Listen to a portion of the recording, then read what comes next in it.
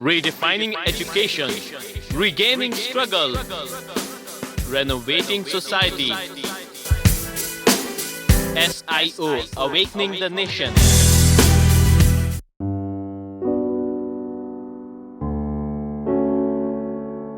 अस्सलाम वालेकुम। अभी हम लोग यहाँ पे कुछ केस स्टडीज़ देखेंगे अब तक कुछ कैंपेन वगैरह के लिए, और इससे पहले जो कुछ काम ने किया है तो कैसे स्टार्ट हुआ, कैसे उससे मतलब गो थ्रू किया और एक फाइनल फॉर्म में कैसे वो सामने आया। तो डिज़ाइन का जो डेफिनेशन हम लोगों ने देखा उसके हिसाब से क्या लगता है कि कोई भी इमेज को इनिशिएशन कहाँ से मिलता है? पर्पस और इंटेंशन जो होता है, जो बेसिक चीज़ें हैं डिज़ाइन में, पर्पस, इंटेंशन और उसके अलावा उसके टूल्स होते हैं। तो किसी भी चीज़ का पर्पस और इंटेंशन को नज़र में रखते हुए सबसे पहले सेलेक्ट करना पड़ता है कंटेंट क्या होगा उसका। अब जो हमारी हफ्ता कुरान था जिसको हमने खुज़िल किताबा बिक़ुव्वा का नाम दिया था, तो उसके लिए सबसे पहला डिज़ाइन जो बनाना था, तो उस डिज़ाइन को फ्लोट करने से का मकसद ये था कि जो लोगो खुज़िल किताबा बिक़ुव्वा का जो हम लोग बनाएंगे वो एक लोगो होगा, और उस लोगो को आने वाली हर डिज़ाइन पे जिस पे कुछ मैसेज होगा उसके साथ उसको अटैच करके उसको यूज़ करेंगे हम लोग, ताकि वो मुहिम का मैसेज के तौर पे सामने आए। लोगो बनाने के लिए जैसा हमने भी स्टडी किया, देखा कि लोगो एक ऐसी चीज़ होती है जिसमें मिनिमल कलर्स, मिनिमल डिटेल्स के साथ काम करना चाहिए, ताकि वो इजीली किसी के जहन में बैठ जाए, इजीली उसका प्रोफाइल जो है आपके दिमाग पे जो है नक्श हो जाए। तो ये एक बेसिक आइडिया था इस चीज़ के डिज़ाइन करने के पीछे। ये जो चीज़ देख रहे हैं आप, एक आयत का हिस्सा, उसके नीचे ये उसका तर्जुमा एक ख़ास फॉर्मेट के साथ लिखा हुआ और उसकी मुहिम की डेट, ये तीन चीज़ें उस लोगो का हिस्सा थी। आइडियली इतनी चीज़ें भी नहीं होना चाहिए, इससे अगर कम है, इससे भी मिनिमल है तो अच्छी बात रहेगी, लेकिन अगर ये मिनिमम ज़रूरत है तो ठीक है। अब कलर्स इसमें जो यूज़ किए हुए हैं, गोल्डन। सबसे पहले तो अगर आयत का कंटेंट है तो कुरान से रिलेटेड है, लोगों में कुरान से शगफ पैदा करना है, सारी मुहिम का मकसद ही वही है। तो कुरान से रिलेटेड कोई इमेज को चूज़ करना, फिर उसको चूज़ कर रहे हैं तो उसको क्यों कर रहे हैं, और फिर उसको एक ओवरऑल बैकग्राउंड में कैसे बिठाना है, ये चीज़ें यहाँ पे समझनी इम्पॉर्टेंट है। अब जब आप किसी टाइटल को लेके इमेज सर्चिंग शुरू करते हैं तो इमेज सर्चिंग अपने आप में एक अलग ही आर्ट है कि कहाँ कहाँ किस किस तरीक़ों से आप उसके नाम लिखते हैं अलग अलग तरीक़ों से, और उसको तलाश करते हैं इंटरनेट पे। जैसे अब यहाँ पे जो इमेज है कुरान की, तो ये एक बार में नहीं मिली थी। कुरान बुकलेट इन हैंड, और इस तरह के बहुत सारे अलग अलग ऑप्शंस जो है गूगल पे जाके ट्राई किए गए। उसमें से ये एक जो इमेज यहाँ पे नज़र आ रही है उसको सेलेक्ट किया, और उसमें से ये गोल्डन कलर देखने के बाद फिर समझ में आ गया यार वाकई में ये देख के जो है काफ़ी उसमें रिचनेस का एहसास होता है। तो उस इमेज को जो है मैंने सेलेक्ट किया था उस वक्त। अब ये इमेज तो आ गया, इस इमेज को यूज़ करते हुए ये ओवरऑल ग्राफिक कैसे बना, तो उसके लिए थोड़ा सी इसका पोस्टमार्टम करते हैं। इसमें से हर चीज़ को अनग्रुप करके अलग करने की कोशिश करते हैं। ये उसका फ्रेम है,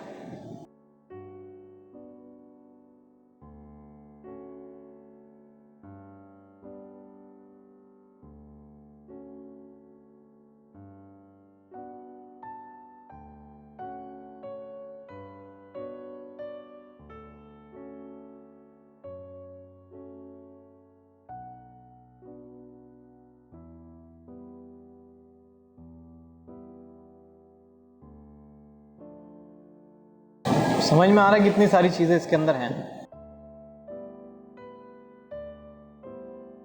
ये इमेज जब मेरे पास आई तो मुझे इसके लिए एक बैकग्राउंड की ज़रूरत थी। सिंपली इसको भी रख के हम सारी चीज़ें कर सकते थे, लेकिन इसके लिए एक बैकग्राउंड की ज़रूरत थी, और वो बैकग्राउंड ऐसा होना चाहिए कि जो मतलब ऐसा ना हो कि उसके सारे ओवरऑल फोरग्राउंड से और कंटेक्स्ट से जो अलग हो जाए।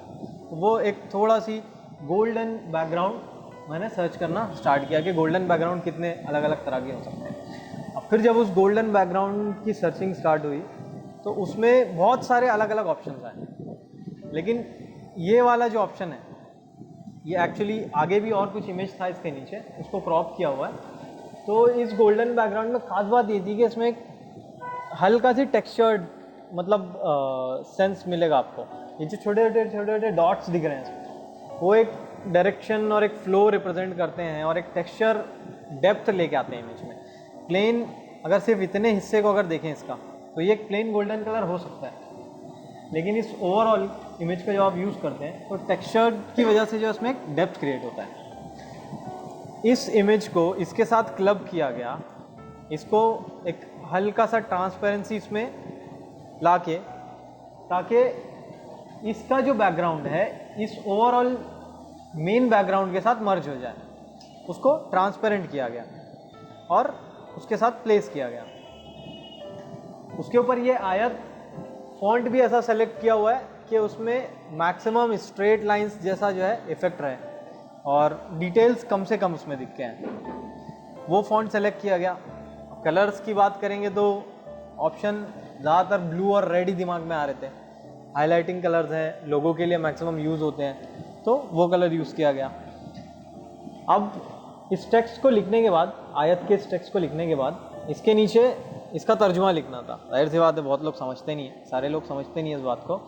तो उसका तर्जुमा सिंपली इसके नीचे ट्रांसलेशन टेक्स्ट लिखने के बजाय लोगों के फॉर्म में इसको इस्तेमाल किया गया। ये एक किताब का इमेज है। नॉर्मली कुरान या इस तरह की चीज़ों को रिप्रेजेंट करने के लिए ये इस तरह का इमेज यूज़ होता है।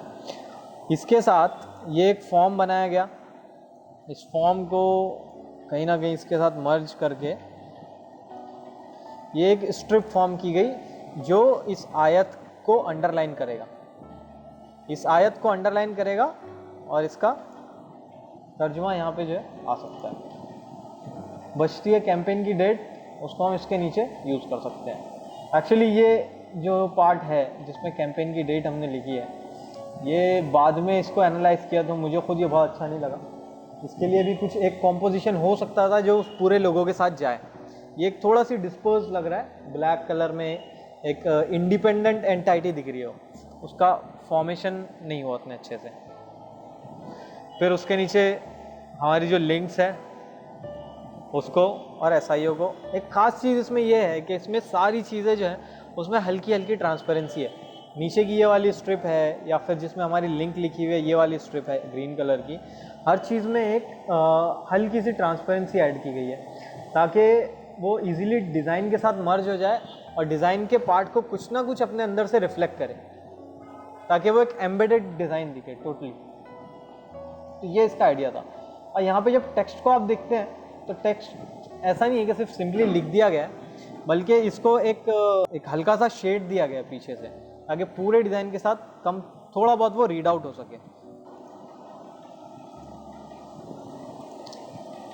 उस शेड में बहरहाल आप यहाँ देखते हैं इसके चारों तरफ, तो ये इसके बैकग्राउंड को और फोरग्राउंड को डिफ़र करने के लिए हेल्प करता है। सिमिलरली यहाँ पे जितना भी टेक्स्ट यूज़ किया हुआ है, इस टेक्स्ट में भी हल्का सा शेड है चारों साइड पे, तो उसके बैकग्राउंड से उसके फोरग्राउंड को वो डिफरेंट बना देता है और वो चीज़ इजीली रीड आउट होती है। नेक्स्ट इमेज इसके लिए जो था वो ये है, काफ़ी कॉम्प्लिकेटेड था। जो बहुत सारा कंटेंट हमारे पास था उसमें से एक ये आयत थी कि क्या ये लोग कुरान में गौर व फिक्र नहीं करते, क्या इनके दिलों पर ताले लगे हुए हैं, ये क्या इन लोगों ने कुरान पर गौर नहीं किया या इनके दिलों पर कुफल लगे हुए हैं। सूरह मोहम्मद की आयत थी। अब इस कंटेंट को लेके कुछ ना कुछ डिज़ाइन करना था, तो आइडिया इनिशिएट ऐसे हुआ कि यार किसी के दिल पे लगा हुआ ताला अगर कुछ रियल इमेजेस के साथ दिखाया जाए, कोई आदमी है उसके दिल पे कोई ताला लगा हुआ है तो बहुत अजीब सा लगेगा, उसका रिप्रेजेंटेशन होना चाहिए।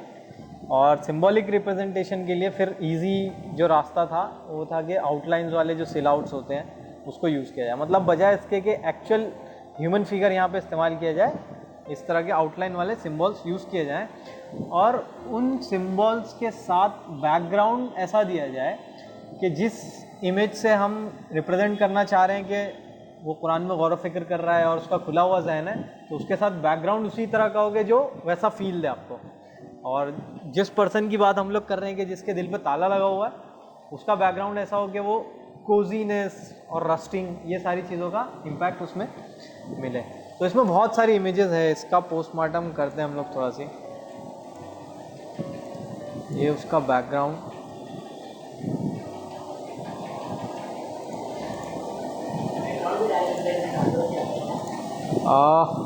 हाँ, इसको अगर हम लोग अभी एक्सप्लोर करेंगे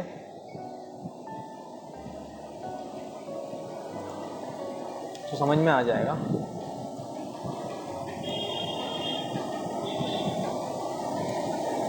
ये दो सिलआउट्स जिसको लेके हम ये शो करना चाह रहे थे, दो अलग अलग ह्यूमन फिगर्स।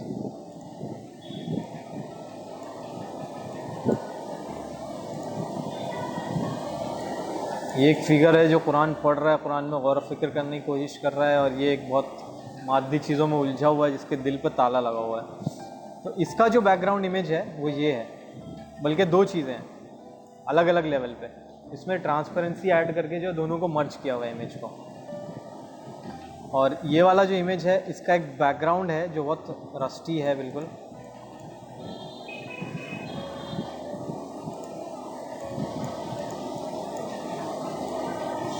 एक पुरानी बिल्कुल सड़ी हुई सी दीवार होती है ना, उसका टेक्सचर यहाँ पे यूज़ किया गया, और उसके ऊपर ये जंजीरें जो आपकी चेन, उसको यूज़ किया गया। और इस इमेज के लिए एक खूबसूरत सा मतलब नेचर का इमेज है, और दो अलग अलग इमेजेस है, उसको मर्ज किया गया। तो फाइनल प्रोडक्ट जो है कुछ इस तरह से आया। अब हुआ ये था इसको डिज़ाइन करते वक्त कि ये दोनों चीज़ें जब मर्ज हो रही थी ये पॉइंट पे, तो अजीब सा लग रहा था, मतलब कि प्रॉपर मर्जिंग उसमें दिख के नहीं आ रहा था। ऐसा लग रहा था कि कहाँ पे कुछ स्टार्ट हो जा रहा है, कहाँ ख़त्म हो रहा है, उसका एक लाइन समझ में नहीं आ रही थी, लाइन ऑफ डिफरेंशिएशन आप जिसको बोल सकते हैं। तो यहाँ पे एक हल्का डॉटेड लाइन से जो है उसको इर्रेगुलर फॉर्मेट में उसको डिवाइड करने की कोशिश की गई कि भाई ये ज़मीन और आसमान वाली चीज़ है, ये बहुत दूर दूर के लोग हैं। तो इस तरह से जो है ये इमेज डिज़ाइन की गई, और ऊपर इसका मैसेज आया, और बाकी सारी रेगुलर आपकी लिंक वाली स्ट्रिप, SIO का लोगो। तीसरी इमेज जो है तो उसका कंटेंट जो था वो हदीस थी कि तुम में सबसे बेहतर वो लोग हैं जो कुरान को सीखे और उसको सिखाएं। इसको भी डिज़ाइन करने के लिए दिमाग में जो चीज़ आई थी वो ये था कि इसको एक लोगो फॉर्मेट में डिज़ाइन किया जाए। इसको बहुत ज़्यादा इन्फोग्राफिक्स कंटेंट उसमें भर के डिज़ाइन करने के बजाय इसको एक बहुत सिंपल, सोबर और लोगो फॉर्म में इसको डिज़ाइन किया जाए। तो एक इमेज जो था इस तरह का कुछ था इंटरनेट पे, जिसको यूज़ करते हुए जिसके साथ बहुत सारे अलग अलग एक्सपेरिमेंट किए कलर के। ये कलर के एक्सपेरिमेंट हुआ, फिर उसके अलावा उसको टोटल वाइट और इस तरह के बैकग्राउंड पे यूज़ करने की कोशिश की गई, लेकिन एट द एंड जो फाइनल प्रोडक्ट था वो इस फॉर्म में था, 1 2 3 उर्दू, इंग्लिश और हिंदी में। इसमें के ऊपर सिंपल हमने आयत को कोट किया, हदीस को, और उसके नीचे ये इमेज बहुत मिनिमलिस्टिक डिटेल्स के साथ, कम से कम डिटेल्स के साथ, और उसके नीचे लोगो।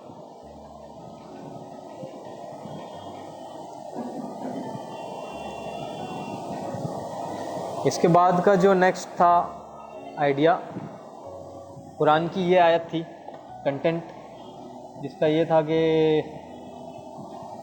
हाँ, ए नबी सल्लल्लाहु अलैहि वसल्लम कहो कि ये अल्लाह का फजल है, उसकी मेहरबानी है कि इसने ये चीज़ भेजी है कुरान, इस पर लोगों को खुशी मनानी चाहिए, ये उन सब चीज़ों से बेहतर है जिन्हें समेट रहे हैं। तो इस आयत को पढ़ने के बाद मतलब जो कंटेंट होना चाहिए कि कौन सी चीज़ों को आजकल लोग समेटने की कोशिश कर रहे हैं, जिन मादी वसाइल में लोग उलझे हुए हैं, गाड़ी, रुपया, पैसा, फ्लैट, ये वो सारी इलेक्ट्रॉनिक गैजेट्स, ये वो, और इसके बिलमुकाबिल होना ये चाहिए कि आदमी कुरान की तरफ रुजू करे।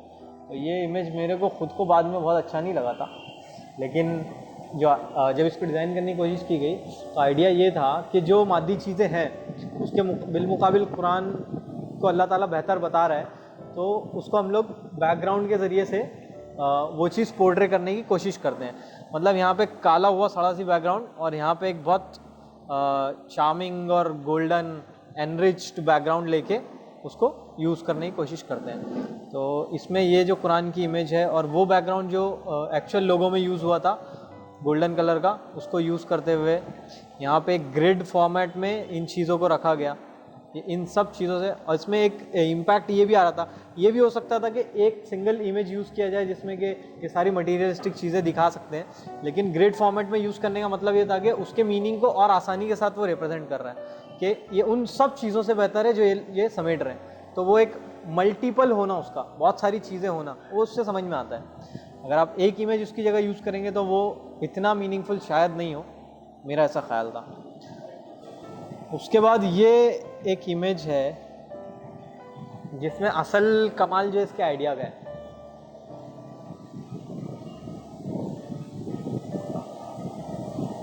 concern about your connectivity on social network, what about your connectivity with Quran, let's balance। इसका आइडिया बहुत मतलब इम्पैक्ट रखता है बिलमुकाबिल उसके कि इसमें कितना कुछ लाया जाए, कितना कुछ डिज़ाइन लाया जाए, कितना टेक्स्ट, कितना इमेजेस सारी इंसर्ट की जाए। तो इसका आइडिया बहुत रियलिस्टिक और कंटेम्प्रेरी है, मतलब लोग बहुत ज़्यादा सोशल नेटवर्क पे बिज़ी रहते हैं और इस तरह की चीज़ें, और उतना वक्त कुरान को नहीं देते, तो इन सारी चीज़ों को बैलेंस करना ज़रूरी है। अब जब यहाँ पे एक मैथमेटिकल इक्वेशन जैसी सिचुएशन आ गई, स्टैटिकल इक्वेशन जिसको बोल सकते हैं हम, कि ये चीज़ बहुत ज़्यादा हो रही है, ये चीज़ बहुत कम हो रही है, इसको बैलेंस करने की ज़रूरत है, तो वहाँ पे हमने सोचा कि क्यों नहीं इसको जो है ग्राफ से रिप्रेजेंट किया जाए। और ग्राफ से रिप्रेजेंट करना है तो दिखाना ये है कि एक ग्राफ ऊंचा जा रहा है, एक ग्राफ नीचे जा रहा है। तो सिंपल हम लोग ये दिखा सकते हैं कि हाँ एक ग्राफ बहुत ऊंचा जा रहा है, एक नीचे जा रहा है, और उसको बैलेंस करने की ज़रूरत है। लेकिन जो बैलेंस करने की ज़रूरत है वाला एलिमेंट था, वो भी अल्हम्दुलिल्लाह एक इसके साथ मिल गया था कि एक ग्राफ को पकड़ के एक बंदा मेहनत करके उसको उठाने की कोशिश कर रहा है, तो आपको अपने ऊपर मेहनत करनी पड़ेगी। अब इसमें रिलेट कैसे कर रहा है, तो ये एक बंदा है बैक साइड से जिसका मतलब एक इमेज है, और वो कुछ ऑपरेट कर रहा है। उस ऑपरेट करने में उसके पास सारी सोशल नेटवर्क की चीज़ें हैं, फेसबुक, ट्विटर और व्हाट्सएप, लिंक्डइन, ये सारी चीज़ें हैं। और एक बंदा है जिसके सामने कुरान रखा हुआ, कुरान पढ़ रहा है, उसको समझने की कोशिश कर रहा है।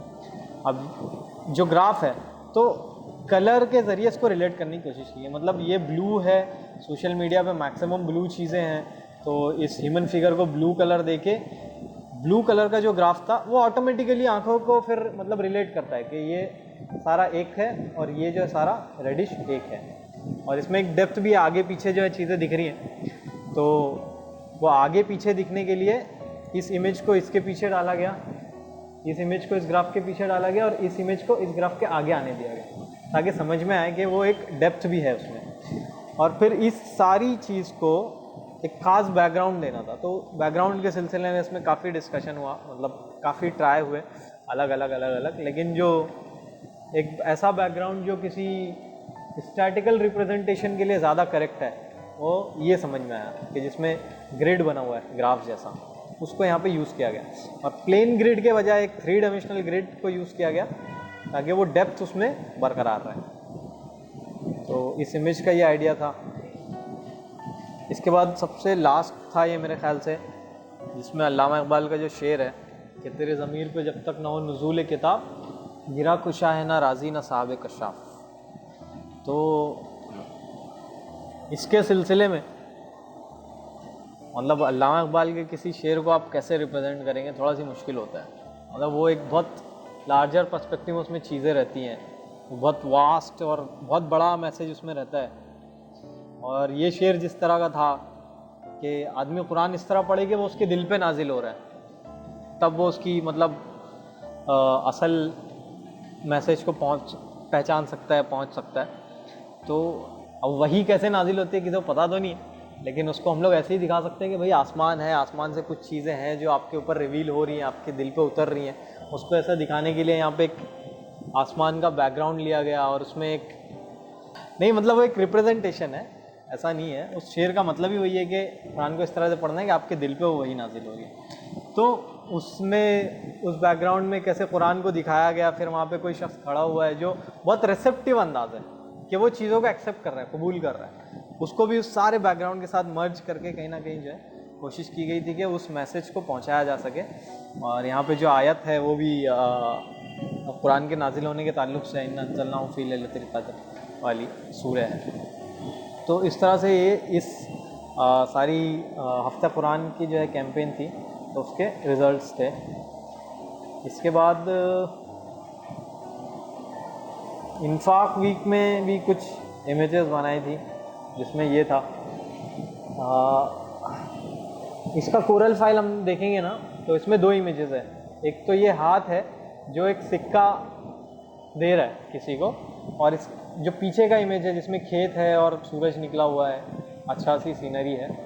तो वो दोनों चीज़ों को मर्ज करके ये इमेज सिंपल बनाया गया है कि जो लोग अपने माल अल्लाह की राह में सर्फ करते हैं, इनके खर्च की मिसाल ऐसे है कि मतलब एक से मल्टीपल हो जाए। वो एक दाना बोया जाए, उसमें से 7 बालें निकले और हर बाल में जो है 100 दाने और हो, वो कैसे चीज़ों को मल्टीपल कर सकता है।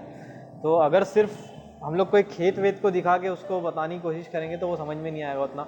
हमने ये किया कि उस खेत के बैकड्रॉप में जो सूरज था, उस सूरज की जगह बराबर जो है इसके हाथ में जो सिक्का है ना, उसको बिठा दिया गया। सूरज एक ऐसी चीज़ है जो किसी फसल के लिए और खेत के लिए उसको परवान चढ़ाने के लिए काम करता है।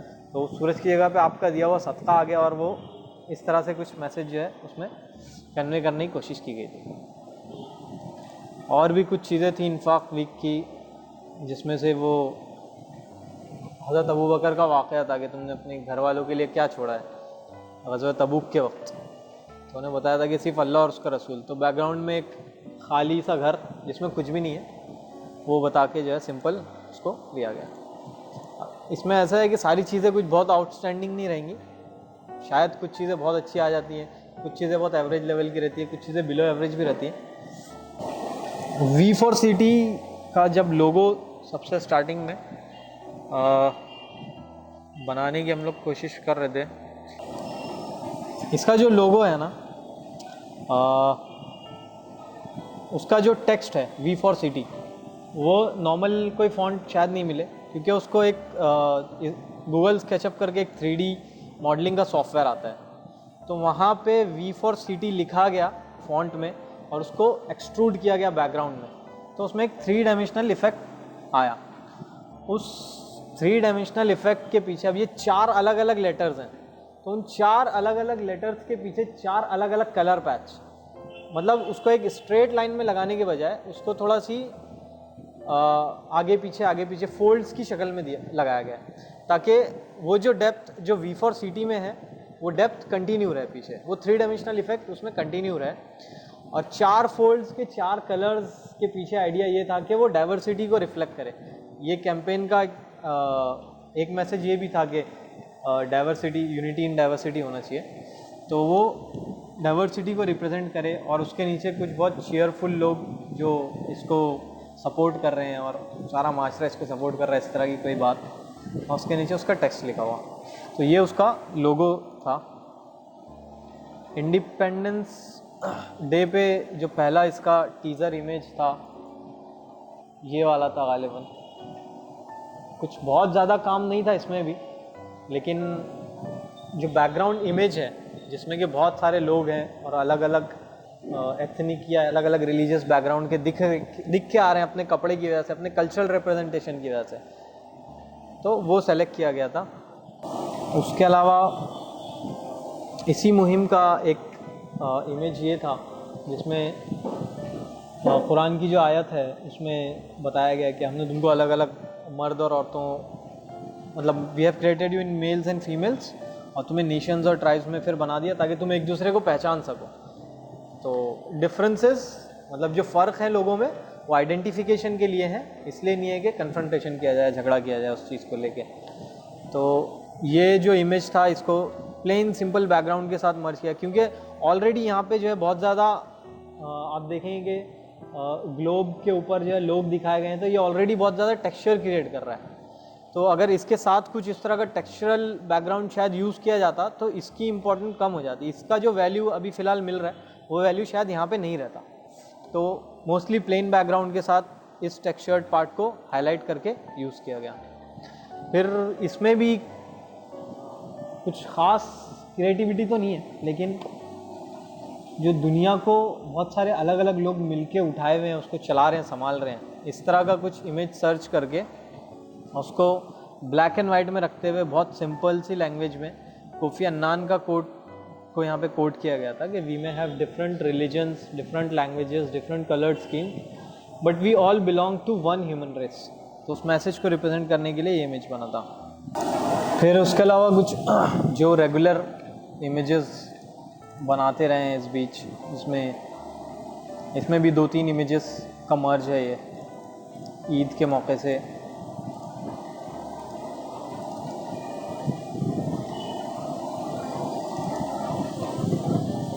लिटरेचर के ताल्लुक से, मतलब लिटरेचर से जैसे हमारा रिश्ता टूटता जा रहा है, मुताले की वो कम होती जा रही है, तो उस ताल्लुक से आया था कि लिटरेचर हमारी तहरीक की रूह है।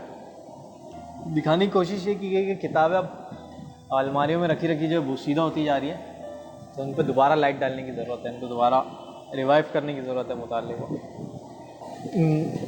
इंटरनेट के लिए नेट न्यूट्रलिटी का जो इशू आया था, तो उस पर हमारी तरफ से जो इमेज फ्लोट किया था हमने, वो ये था। इसमें किया ये था कि बैकग्राउंड में एक लैपटॉप ऐसा दिखाया गया कि वो बहुत ज़्यादा हाईलाइट ना हो। फोरग्राउंड में जो चीज़ें आएंगी वो ये है कि लैपटॉप के स्क्रीन पे अलग अलग टैब्स हैं। अब चूँकि रिलेटेड चीज़ है, टैब्स का होना बहुत ज़्यादा, ऐप्स वगैरह जिस तरह से जो फॉर्म में दिखती है मोबाइल में हमको, तो उस फॉर्म में यहाँ पे टैब्स को फॉर्म किया गया, और उन टैब्स में जो अलग अलग तरह के भिखारियों को दिखाया गया कि वो नेट न्यूट्रलिटी का जो इशू है कि हर साइट के लिए अलग सर्फिंग चार्ज और इस तरह की बातें होंगी, तो वो एक तरह का भिखारीपन है, तो हम इसकी मुखालफत करते हैं। से नो टू कॉर्पोराइजेशन ऑफ इंटरनेट। ये किसी और ने किया था। इस इमेज को देखेंगे तो मौलाना मौदूदी किसी किताब से एक कोटेशन था जिसमें इस्लाम के बारे में, इस्लाम इक्वेलिटी के बारे में उन्होंने बताया था कि ये किसी से नहीं पूछता कि तू किस नस्ल से है, क्या ज़बान बोलता है, कहाँ का बाशिंदा है, बल्कि इसकी खासियत ये है कि जो इसके नीचे आ गया वो इंसाफ का तफाखुर भूल गया, ज़बानों का फ़र्क, रंगों का इम्तियाज़, मुल्कों का इख्तलाफ इसकी निगाहों में हेच हो गया। तो मतलब इस्लाम के दायरे में आने के बाद फिर किसी किस्म की जो है अनइक्वालिटी नहीं रह जाती। उस चीज़ को रिप्रेजेंट करने के लिए जो बैकग्राउंड इमेज सेलेक्ट किया गया वो ये था कि लोग एक दूसरे का हाथ पकड़े हैं, और फिर उसको एक डीप अर्दी कलर से बहुत ज़्यादा मतलब छुपा दिया गया पीछे, और उसके ऊपर मेन टेक्स्ट को हाईलाइट किया गया ताकि वो एक दूसरे से रिलेट कर जाएं चीज़ें। फिर फ्रीडम ऑफ एक्सप्रेशन का बेसिक प्रिंसिपल इस्लाम क्या देता है, ये भी मौलाना मौदूदी का कोटेशन है। तो फ्रीडम ऑफ एक्सप्रेशन में इज़हार राय के लिए हम लोग जितने टूल्स इस्तेमाल करते हैं वो सारे टूल्स जो है नीचे स्केची फॉर्म में शो किए हुए हैं। पेंटिंग है, फिर बोलना है, sketching, internet, social media, colours, और बैकग्राउंड में भी अगर आप इसके देखेंगे तो जो इमेज यूज़ किया हुआ है वो बहुत सिंपल प्लेन नहीं है, बल्कि टेक्सचर है जिसमें कि इस तरह के जो डायलॉग बॉक्स हैं, मीडिया, स्पीच, इस तरह के वर्ड्स लिखे हुए हैं। तो इसके ऊपर जो है अपना मैसेज लिख के हमने इसको प्रमोट किया था। ये वो एक्चुअल 3D सॉफ्टवेयर से लिया हुआ एक्सट्रैक्ट है। ईद के मौके से ये इमेज हमारी तरफ से फ्लोट हुई थी। ये एक अल्लामा इकबाल का जो शेर है कि है शबाब अपने लहू की आग में जलने का नाम, सख्त कोशी से है तलखे जिंदगानी अंदुक। तो जो रेड कलर की हम लोग बात कर रहे थे, बहुत ज़्यादा एनर्जी, एग्रेशन वाला कलर होता है, तो इस शेर को रिप्रेजेंट करने के लिए इसमें तो अल्फाज भी वैसे हैं, शबाब और लहू की आग, और खून भी है, आग भी है, सारी चीज़ें इसी में। तो इसके लिए कुछ और कलर यूज़ करना जो है मतलब सही नहीं रहता था, तो वो सारी चीज़ें रिप्रेजेंट करके इसके साथ। हाँ, लेकिन फिर हमारा जो तरीक़ेकार है वो तरीक़ेकार कैसा है, तो उसमें वो जो है कोने में आप देख रहे हैं, हम तालीमी मैदान में और इल्मी और फ़िक्री मैदान में जो है अपना लोहा मनवा रहे हैं, और हमें उसी तरीके से काम करना है। तो उस चीज़ को रिप्रेजेंट किया गया उस कलर बैकग्राउंड के साथ, रेड कलर। फिर ये मुंबई के अपब्रिंगिंग कैंप के लिए, जिसमें जो इमेज यूज़ किया हुआ है वो ये है कि एक आदमी अपने खौल से बाहर कैसे निकले, तो वो एक दीवार को तोड़ रहा है और नए रास्ते तलाश कर रहा है, और उस पर के साथ जो है शेर है कि आईने नौ से डरना, तर्ज़े कोहन पे अड़ना, मतलब पुराने तरीक़ों पे अड़े रहना कौमों की ज़िंदगी में एक कठिन मंजिल होती है, उनकी तरक्की की राह में जो है रुकावट है। तो उस चीज़ को रिप्रेजेंट किया गया यहाँ पे। सीरत कैंपेन जो आया था अभी, उसके लिए जो लोगो डिज़ाइन किया गया था, इस लोगो का मतलब सबसे इम्पोर्टेंट पार्ट जो था ऑब्वियसली ये हिस्सा था, और ये भी जो है एक इमेज में नहीं मिला था, ये अलग अलग चीज़ों को मिला के बनाया हुआ है। ये हाथ कहीं और से लिया हुआ है, उसके अलावा ये जो शमा इसके ऊपर आप देख रहे हैं ये किसी और जगह से ली हुई है, और ये जो लोगों का टॉप व्यू नहीं, हाँ सिंबॉलिक टॉप व्यू लोगों का, ये अलग जगह से लिया और तीनों को मर्ज किया हुआ है। बताने का मकसद इसमें ये था कि आइडिया को कैसे डेवलप करना है। हमारी मुहिम का टाइटल था मोहम्मद सल्लल्लाहु अलैहि वसल्लम मोहसिन इंसानियत, कि कोई शख्स इंसानियत की खिदमत कैसे कर रहा है, किस तरह से वो इंसानियत का मोहसिन हो सकता है। तो एक आदमी है जो अपने हाथ में शमा लिए हुए दुनिया को रोशनी दिखा रहा है, बराबर। तो उस चीज़ को रिप्रेजेंट करने के लिए ये हाथ और उसके अंदर शमा लिए हुए दुनिया को कैसे रोशनी दे रहा है, तो ये एक्चुअली लोग हैं आसपास, वो कैसे उससे करीब आते जा रहे हैं, उस मैसेज को रिप्रेजेंट किया गया था। फिर एक ख़ास फ़ॉन्ट, ये फ़ॉन्ट के लिए भी काफ़ी मतलब जो है तगोदो हुई कि किस तरह का फ़ॉन्ट इस्तेमाल किया जाए। तो फाइनली हुआ ये कि सारी चीज़ें थोड़ा सी लीनियर फॉर्मेट में होनी चाहिए, मतलब एक हॉरिजॉन्टल लीनियर फॉर्मेट जो है दिख के आना चाहिए, और उसके साथ जो है वो एक गोल सा लोगो जो है वो काफ़ी अच्छा सा जाएगा। तो इस तरह कुछ प्रिंसिपल्स को यूज़ करते हुए जो है इसका लोगो डिज़ाइन हुआ था। तो ये कुछ अब तक का जो हमारा काम था उसकी केस स्टडीज़ थी। बाकी की जो दूसरी चीज़ें हैं, जैसे सॉफ्टवेयर अब किस तरह से यूज़ करना है, उसके अलावा यासिर भाई ने जो पॉइंट आउट किया कि किसी इमेज को कैसे एडिट करना है, ब्लैक एंड वाइट करना, ये करना, चीज़ों को ड्रॉ करना, ये सारी चीज़ें हम लोग इंशाल्लाह जो प्रैक्टिकल सेशन में देखेंगे।